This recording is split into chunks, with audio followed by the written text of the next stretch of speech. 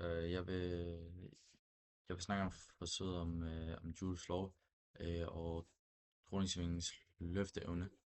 Øh, målet er øh, målet i det her forsøg, det er altså at se, hvordan den elektriske energi bliver til varme, og hvordan dronemotoren øh, laver løfteevne. Så vi ved altså, Joules lov, den siger, at hvis der løber strøm igennem en modstand, som er vores R, så udvikles der varmeenergi. Ja, og det kan man se på den her formel, jeg putter på skærm. Og så er der også den energi, som sammenligner, nej, den energi sammenligner vi med den energi, som vandet absorberer. Øh,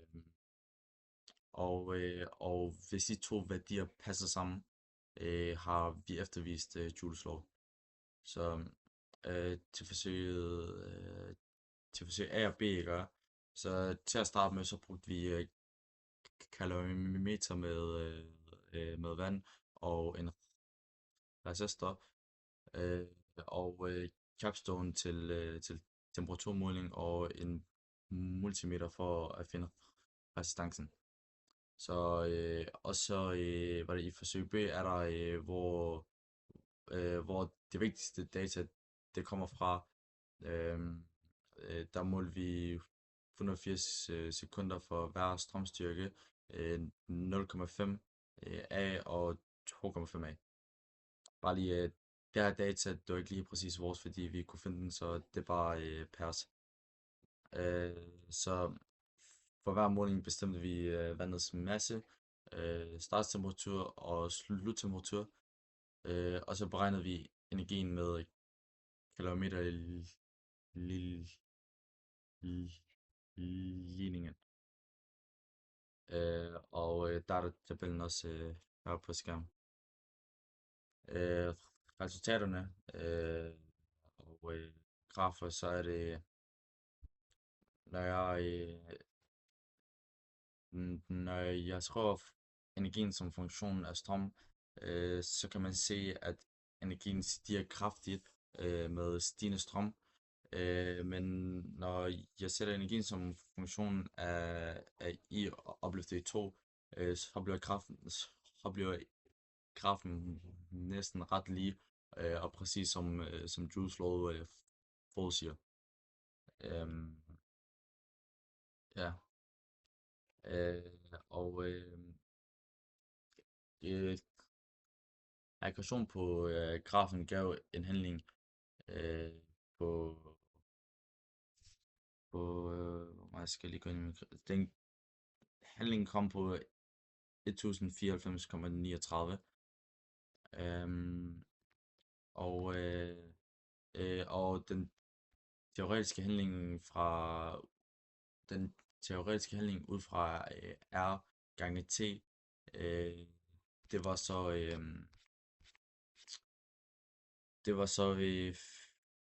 fem- 450, og den relative afgivelse, den blev så 143% i alt. Øhm, det viser, at må- målingerne afgiver en del af selve teorien. Og, øh, og der, der var nogle usikkerheder øh, på vores... der kunne have været nogle usikkerheder på vores temperaturmålinger, og også i massen af vandet, øh, og små udsving i strøm og varmetab til omgivelserne. Hvis man regner med minimum og maksværdier, kan man se, at en del af afgivelserne kan forklares af en almindelig målefejl, eller noget i den stil. Så dronesvingens løfteevne, her måler vi, hvor meget kraft motoren laver ved at se, hvor meget vægten falder, når propellen kører. Øhm, så når motoren skubber al luft nedad og falder målt i vægt, og det felt svarer til motorens løfteevne. Ja, og ved at plotte løfteevnen som en funktion af en elektrisk effekt, så ser man, at motoren giver mere kraft, jo højere effekten får.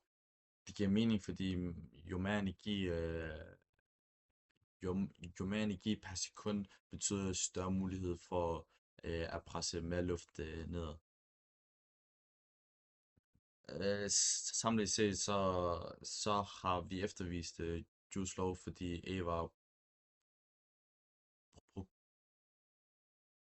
proportionelt øh, med I opløftet 2, og den relative afgivelse kan forklares ved at sige varme og målefejl. Og Bruno-motoren viste en klar sammenhæng mellem effekt og løfteevne.